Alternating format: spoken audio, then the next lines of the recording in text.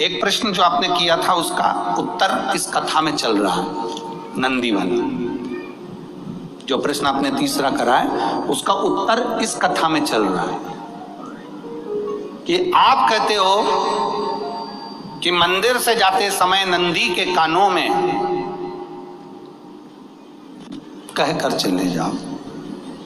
बैठिए बैठिए बैठिए बैठिए। बहुत सुंदर प्रश्न है आपके, बहुत भाव से और आनंद से आपने करा और जनमानस के कल्याण के प्रश्न है ये, केवल आपके लिए नहीं है, ये सबके लिए इतने जोरदार प्रश्न है। जो गलती भी करते होंगे तो उसको सुधार सकते।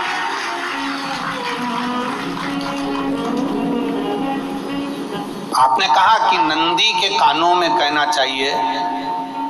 लोग हंसते हैं, कहते हैं बताओ वो नंदी के कानों में भगवान को कहना चाहिए।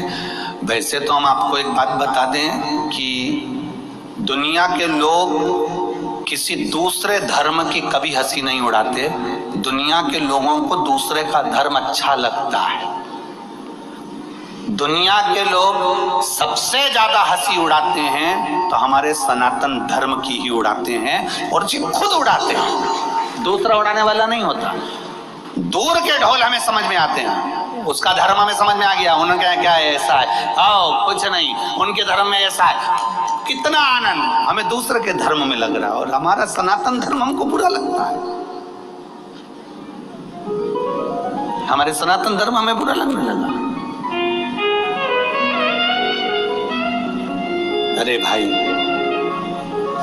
लोग कहते हैं कि नंदी के कान में कहते हो, ये कोई हमारे पुराणों में या शास्त्रों में लिखा है? भगवती बहन साहू, आपको धन्यवाद देना चाहूंगा और एक बात कहना चाहूंगा। जितनी भी शिव महापुराण के अंतर्गत चाहे उपाय जो बताए जाते हैं कि बेलपत्री ऐसे चढ़ाना, काली मिर्च ऐसे चढ़ाना, चावल ऐसे चढ़ाना, धतूरा का क्या महत्व है, शमी के पत्ते का क्या महत्व है, बेलपत्री के पत्ते का क्या महत्व है, ये जितनी भी बातें बताई जाती हैं ये सब पुराण के अंतर्गत से बताई जाती है। अब दुनिया के लोग इसको चाहे टोटका कह दें, चाहे दुनिया के लोग इसे टोना कह दें, पर पुराण से हटकर कुछ नहीं। और आप लोगों को अगर बोला है कि नंदी के कान में कहकर भगवान शंकर के मन में बात पहुंचे, तो ये क्यों कहा, तो ये भी हमारी शिव महापुराण में लिखा है, जलंधर के चरित्र में। कोई आपसे कहे कि नंदी के कान में बोलने से क्या होता है, ये जलंधर का चरित्र कह रहा है। मां पार्वती जी का हस्त कमल पकड़कर जलंधर लेकर जाने लगा।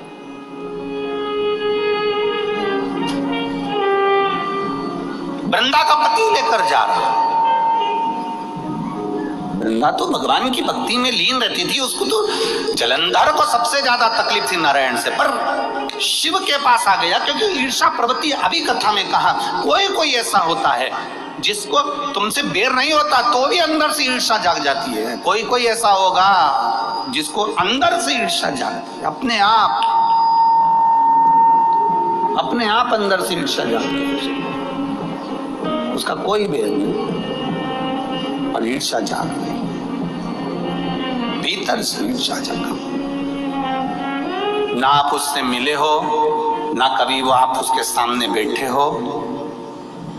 कई लोग किसी ना किसी की बुराई करते हैं तो हम लोग पूछ भी लेते हैं, क्यों साहब उनसे मिलकर आए हो क्या तुम? कभी नहीं मिल किया है, कभी उनका सामना हुआ नहीं हुआ, तो फिर बुराई क्यों कर रहा? एक ने कर दी थी इसलिए हमारे ध्यान में था तो हमने भी कर दी। लो,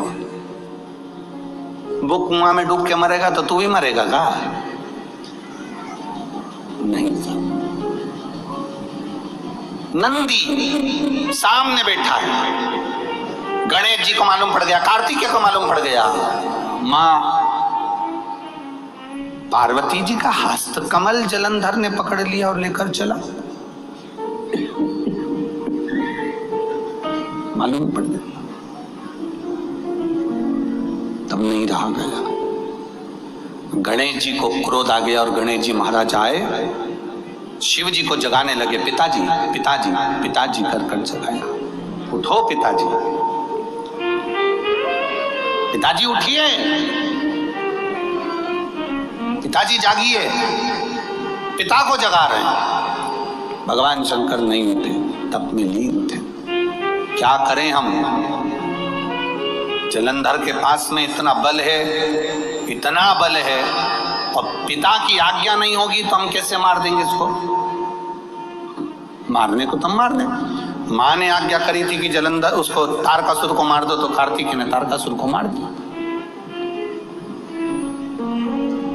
शिव जी की आज्ञा नहीं तो हम इसको कैसे मारें? क्या करें? सब कुछ गणेश जी ने देख लिया, शंकर जी के ऊपर बहुत बहुत बहुत बहुत प्रार्थना कर कर देख ली, पर शंकर जी नहीं जागे। तब आखिरी में विनायक ने, गणेश ने, जितने लोग आस्था चैनल पर कथा सुन रहे हैं, जितने लोग फेसबुक यूट्यूब पर कथा सुन रहे हैं, इस बात को याद रखना कि नंदी के कान में कहने से क्या होता है वो ये इस कथा से सीख लेना।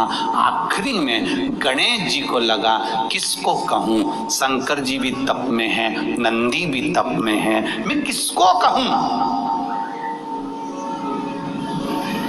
शिव जी को कह के कर थक गया, पिताजी को बोल बोल कर थक गया, पिताजी जागते नहीं। अब मैं किसको कहूं ये बात, किससे कहूं?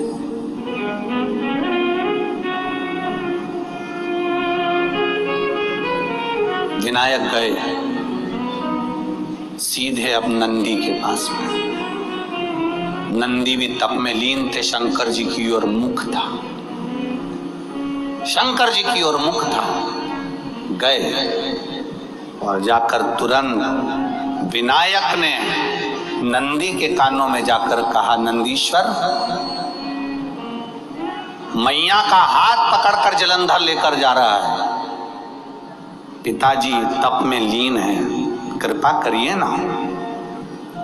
बस केवल नंदी के कान में कहा, गणेश जी दूर हट गए।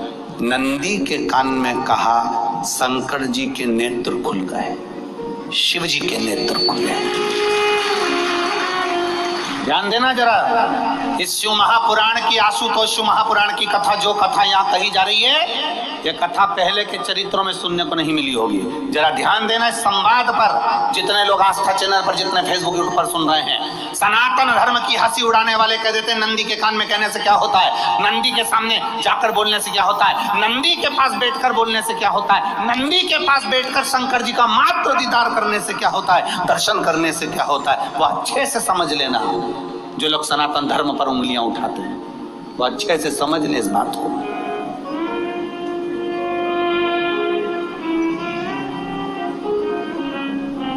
क्या होता है?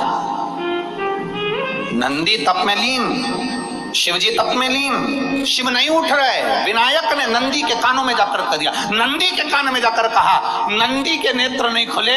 नेत्र किसके खुले? जम के बोलो, महादेव के खुले, शिव जी के खुले। ये मन का तार, नंदी शंकर की आराधना कर रहे थे, शिव अपनी भक्ति में डूबे थे। यहाँ कहा, यहाँ पहुंचा, जो दिल में था उस तक बात पहुंच गई। नंदी के दिल में शिव थे, तुम कहे नंदी ने शंकर तक बात पहुंचा दी। वो सूत्र जो बंधा था दिल से दिल तक का, वो पहुंच गया। वो सूत्र जो दिल से दिल तक बंधा हुआ था, मन से बंधा हुआ था, खबर वहां तक पहुंच गई।